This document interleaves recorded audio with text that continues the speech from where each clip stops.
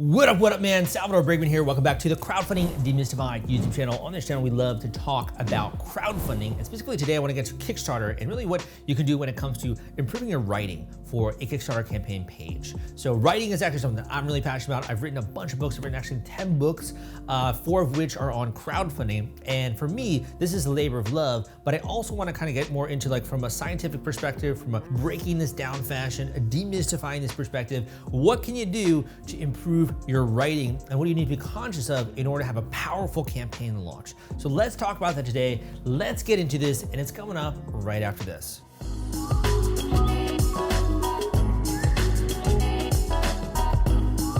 All right, man, so let's start to talk about your writing. So whether you're doing a campaign now or in the future, doing a Kickstarter campaign, doing an Indiegogo campaign, I really think that some of the tips I'm gonna be sharing today are gonna be useful for you so that way you can have a much more powerful campaign launch. It's not just about having tons of people checking out your project, which I talk about in my book, The Kickstarter Launch Formula. It's not just about delivering a river of traffic to your campaign the way that guests have on the Crowdfunding Demystified podcast, right? It's not just even, launching in the correct way in the step-by-step fashion that I talk about on my blog, crowdcrux.com, right? It's not just doing those things. It's also that when they show up, what do? They take action, dude. They take action. They support your campaign. They back it. They share it with their friends. And so much of that has to do with communication. So communication is really teleportation, if you want to think of it in that way, because you obviously, if you're filming a pitch video, you're not there in front of that person when they're watching this at their computer. You're kind of like teleporting there almost. I also think that, if you think of it, really communication is the most common way, or the most, I'd say, similar thing that we have to telepathy, which is that you're communicating your thoughts, your ideas, right? Your intentions, your values. You're communicating that to someone else, and then they can understand that, right? In a way. And it's almost a little bit similar to telepathy. So when I talk about this and I think about, okay, the different ways of phrasing things, that is something that usually doesn't resonate with the average creator. And that's because we don't talk about this a lot, right? So I wanna get into this today. Let's deconstruct this in a more step-by-step fashion. Let's get really clear about this. Let's get into it now. Okay, so let's go through a couple of different tips. So the first one is that number one, you want to be writing in the active voice. If you are not familiar with what the active voice is, go and check it out, go and search it up. This is basically a very common mistake. I see a lot of people writing in the passive voice versus the active voice when it comes to their campaigns. That's my first tip for you. The second tip that I have for you is that you really want to think about transforming your words from just explaining into copywriting, okay? So if you're not familiar, copywriting is the science and the art of actually phrasing things in such a way that makes them feel inviting, that makes them seem interesting, beyond just you saying exactly what you're thinking. So you kind of think of it almost as like an instruction manual versus like a brochure, right? If you're trying to buy real estate or something like that. One is like an instruction manual that's telling you about, oh, the property has is made out of concrete and made out of glass and was founded on this date, and it's very like, right? It's like very boring, very boring information. But then you have like an instruction book, and like this property is nestled just by the sea. And the second that you open this condo door, you can smell the sea and you can get a warm breeze of air, and you can be able to look far into the horizon, right? And see the setting sun, and imagine yourself being nestled right by the sea with a beautiful location. How cool would that be, right? It's really painting a picture. It's using words to not just communicate information, but also to describe, to evoke imagery, to evoke feelings, right, related to that. When I talk in this way, it's almost more likely that you're gonna kind of envision that to a tiny bit. So with your particular pitch, you wanna be thinking more of not just explaining like what I am doing, right? I'm doing this, I'm trying to raise money for that. This is what the new thing I've been working on, right? You're not just providing information from a logical perspective, you're more so describing something from an emotional perspective that's gonna evoke images, that's gonna make you think of ideas. So a good example of this is like, hey, I created a device that allows you to set timers, right? And that allows you to schedule certain events. Will you fund this for me, please? Right? It sounds like a robot. Versus I created an AI assistant for your life. Like that sounds just very different, that even that simple wording, like an AI assistant, it almost sounds much cooler, right? So my next tip for you is that you want to translate a lot of that boring kind of logical information style of writing into something that's more evocative, emotional, what I call copywriting style. That's going to really help when it comes to getting people to have an emotional response to your campaign. The next tip that I have for you is actually one of the ones that it's been so hard for me to actually accept this fact, right? So I'm a writer and I love writing. And one of the things that's kind of the most frustrating for me when I was just getting started, I was a young whippersnapper and I was writing blog posts and writing emails.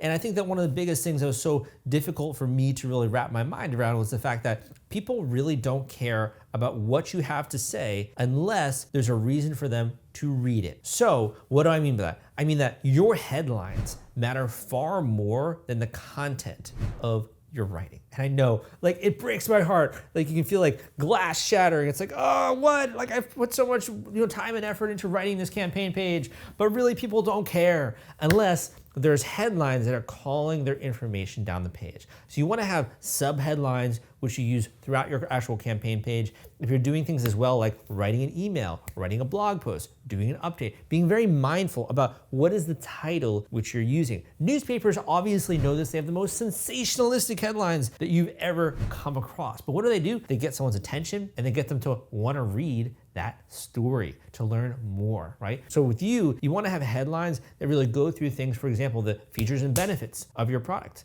that go into more of the specifications, that sort of leads someone down the page, gets their curiosity going so they keep reading and they keep wanting to discover more information about what it is that you're doing. So that's my next tip, is make sure you're very mindful about your headlines, because a lot of the times they actually matter even more than your content on your page. My next tip for you is to leave no stone unturned. And I see that the biggest kind of mistake or the biggest issue a lot of the times with my students has to do with actually the reward tiers. So this is another opportunity to employ some of these writing techniques that we're talking about in order to get people to think a certain way when they're about to make that purchasing decision. So for example, right, what if you decided to include on that particular reward tier the actual retail price which you're thinking? And depending on the pricing, and there's actually studies that have been psychology studies behind this, you might decide to either give a percentage discount off or mention the dollar amount off of that particular item. Now it goes beyond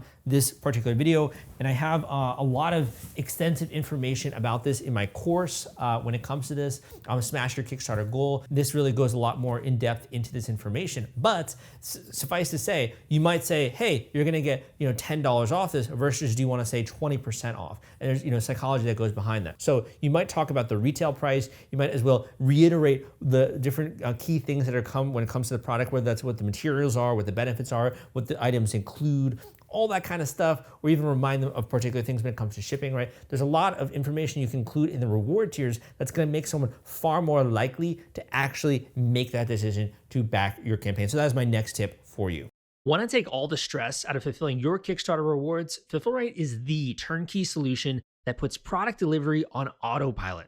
The Top Campaigns uses trusted high-tech provider to store, package, and ship their products. Focus on growing your business. Leave shipping to the experts. Don't wait. Get a custom quote from Fulfillment today. Link in the description. My next bit of advice actually has to do with kind of interlocking mediums, if you want to think of it this way, or different types of talents and the ways that people work together. So, I used to think that, writing a campaign page or just writing a block of text or, writing like a sales page or something like that was just literally all about the words. But in reality, it's actually more than that. It's really thinking about what are the things that people need to experience before they buy or they back a particular campaign. So I'll give you a more tangible example of that. So let's just say that you're trying to communicate that this particular product has a lot of functionality and you really want people to identify and come away with that understanding, like, this thing does a lot. You could write a big block of text explaining all that. Look, it does this, it does this, it does this, it does this, but that would probably be not the best way necessarily to communicate that information. Instead, what you could do is you could have a photo of that product, let's just say on a white background, and then you have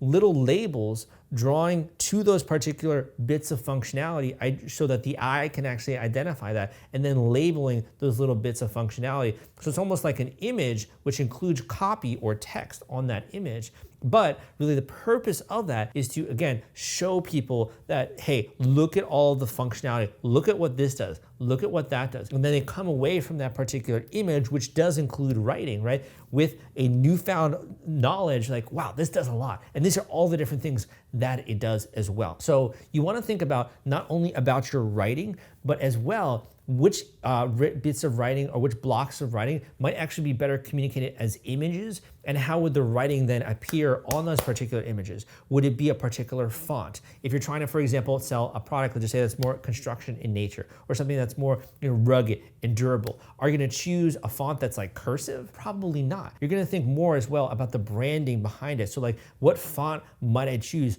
on that particular image? What are the colorings as well that I might choose? If I have a particular logo, what do I want that to communicate? Is it gonna be very bold, right, in nature? Are there also icons I'm gonna be including there? Think really more, not just about the writing, but also about how you can transform the writing into another medium, which allows people to then come there and see that, and they're like, yes, this makes a lot of sense, and almost is a quicker way to communicate. All right, man, I'm gonna give you 2 more tips here because I do gotta go record a podcast here in just a second. I want to bang out another video.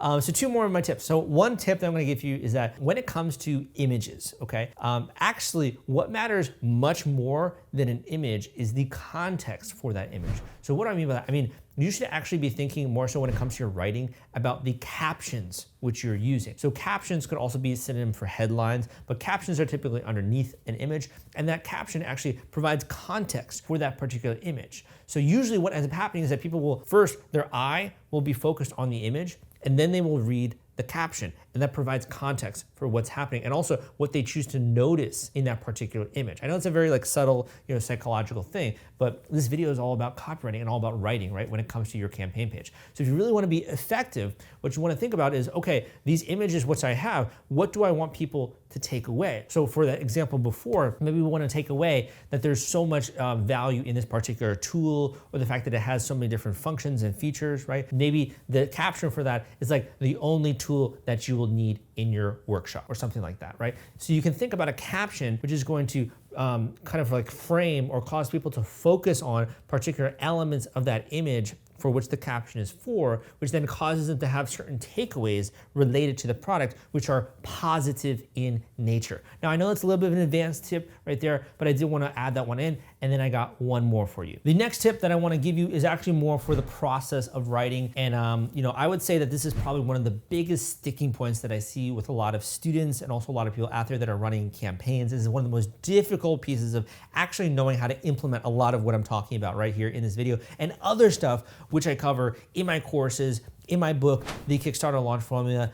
There's really more about the implementation. So let's put one tip on that. So the tip that I have for you related to this is that what I find personally for my process, and I'm much more of a creative guy, but I also do have that like right brain, or that left brain kind of side where like I'm very also logical to a certain degree. So what I like to do for my process when it comes to writing is that first, I like to get everything out on the page. So I will literally just spend like an intensive work session writing out a ton, as much as I can, and really thinking almost of this as well as like a product document, which is like, what are the features I want to stress? What about the benefits? What about the things that I need to showcase people? What do I need to illustrate in order to get a purchase? Do I need to talk about the materials? Where do I need to talk about the specs? I try to just get as much as possible out, and I might end up writing like 2,500 to 3,000 words when it comes to a particular page. So that's kind of the first, like, it's like almost like I'm vomiting out, right?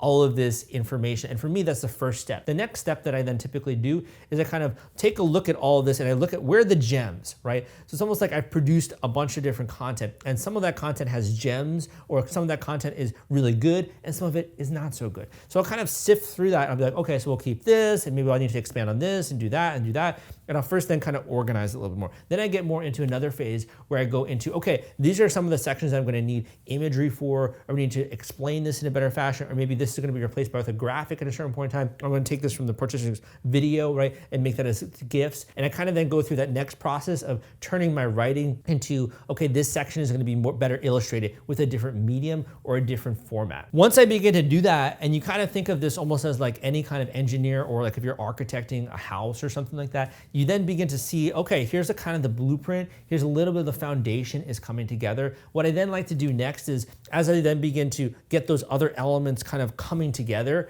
I will then think more about the actual copywriting of the particular writing which I have. So maybe I describe something in a not so sexy fashion, right? Where I said that this is just made out of titanium, right? Or something like that. Or this is just made out of metal. Then I'll think about, okay, how can I improve the actual writing there that I have? And then I'll start to think more so about the actual particular words. So this is made out of like industrial grade titanium, or like, you know, incredibly robust metal, or metal that's never going to scratch, right? Something like that. I think more as well about the flavorful nature of the writing. And then what ends up happening is I have, you know, my written, it went from just kind of having more logical, you know, vomited out writing, to then being much better structured. And then it gets more into, it's also starting to sizzle. It's starting to be very sexy. It starts to look really great, right? And then as well, I'm getting the other mediums when it comes to things like images or GIFs or whatever. And it starts to become much more cohesive and starts to come together much more when it comes to that particular page. So I don't know if I actually described that necessarily the best, but if you do feel like I did, give me a thumbs up and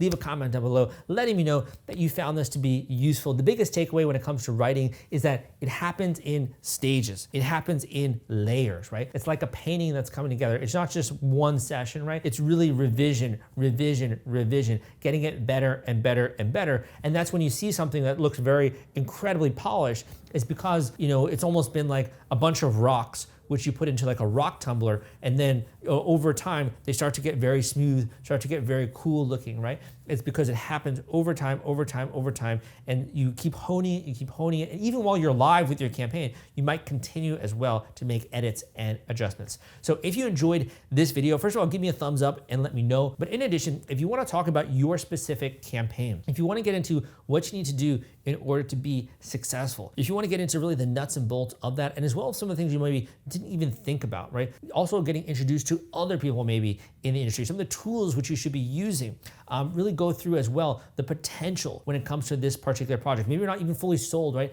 on doing a Kickstarter campaign. However, if you are also like further along, you're like, dude, like I just need to know what I gotta do next, and you really to really knock this out of the park, you should book an intensive one-on-one coaching call with me down below. We use these not only when it comes to that, but also, you know, some of the takeaways, some of the homework and the action items, and really holding your hand as you're going through this process, which in my opinion is quite complicated, is very difficult. And whenever you're kind of having like a really big endeavor, you're trying to learn something new, you're trying to accomplish something, typically you're gonna hire people to help you out, right? When it comes to lawyers or accountants or doctors, right? Or even if you're trying to learn a new discipline, like you're trying to learn how to play tennis, you're probably gonna hire a tennis pro to teach you so that way you can get improved and get better faster. It's just the exact same thing. So I make myself available when it comes to these individual one-on-one coaching sessions. I hope that you enjoyed this video. If you want to learn more about that, go and check out the link down below. But that being said, my name is Salvador Briggman. Thank you so much for watching, and I will see you next time.